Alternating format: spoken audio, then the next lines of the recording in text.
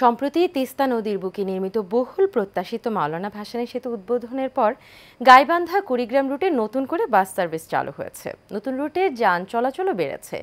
তবে সড়ক প্রশস্ত না হওয়ার কারণে গাইবান্ধার শহরে বেড়েছে যানজট, ফলে ভোগান্তিতে পড়তে হচ্ছে যাত্রীদের। খালেদ হোসেনের তথ্য এবং ছবিতে আরও জানাচ্ছেন কাউসার আহমেদ। উত্তরাঞ্চলে বহুল প্রত্যাশিত মাওলানা ভাসানী সেতু উদ্বোধনের পর যোগাযোগের ক্ষেত্রে দিগন্তের উন্মোচন হয়েছে। গাইবান্ধা থেকে কুড়িগ্রামে চলাচলের পথের দূরত্ব কমে এলেও বেড়েছে ভোগান্তি, কারণ যান চলাচল বাড়লেও এখনও সড়কগুলো প্রশস্ত করা হয়নি। ফলে গাইবান্ধা বাস টার্মিনাল থেকে মাওলানা ভাসানী সেতু পর্যন্ত সড়কের বিভিন্ন স্থানে প্রায় সৃষ্টি হয় তীব্র যানজট।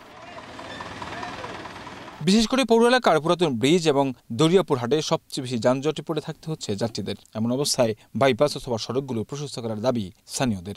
দরিয়াপুর ব্রিজ থেকে শেষ গরুহাটি পর্যন্ত সর্বোচ্চ 2 মিনিটের রাস্তা, এখানে না হলেও আধা ঘন্টা 30 মিনিট 25 মিনিটের মতো লাগে। হাটের দিন যানজট, দরিয়াপুর হাটেতে বারুইতে 5 মিনিটের জায়গাতে 1 ঘন্টা লাগে। ব্রিজটা খুলে দেওয়াতে এখানকার পরিস্থিতি এত খারাপ যে এখানে যদি কোনো রোগীর গাড়িও যায়, অ্যাম্বুলেন্স যায়, সেটাকেও সাইড দেওয়া কোনো সম্ভব হয় না। সব সময় এখানে জাম থাকে, এখানে রাস্তাও বিকল্প রাস্তা এখানে বানানো দরকার আর কি।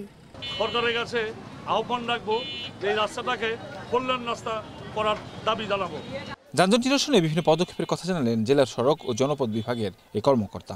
বাজার আছে, তো দেখা যায় ওখানে লোডিং আনলোডিং হয় বিভিন্ন ট্রাকের। এইগুলো যদি আমরা রাত 12টা থেকে ভোর 6টার মধ্যে যদি করতে পারি তাহলে ভালো হবে। আর একটা বিষয় হলো ওইখানে প্রচুর পরিমাণে অটো এসে বাজারের মধ্যেই দেখা যায় যে লাইন ধরে দাঁড়িয়ে থাকে। তো এইটার জন্য আমরা ওই বাজারের দুই পাশে উভয় পাশে ঢুকতে দিব না, ওই দূর থেকে দেখা যাবে যে অটো স্ট্যান্ড টাইপের থাকবে। তাহলে সেই রকম যদি আমরা একটা কিছু করতে পারি তাহলে সেক্ষেত্রে হয়তো এই যে যানজট এটা একটু হ্রাস করা সম্ভব হবে আর কি। এই পথের বাজার এলাকায় দ্রুত বিকল্প পার্কিং ব্যবস্থা, সড়ক সম্প্রসারণ অথবা বিকল্প সড়ক নির্মাণের দাবি সচেতন মহলের।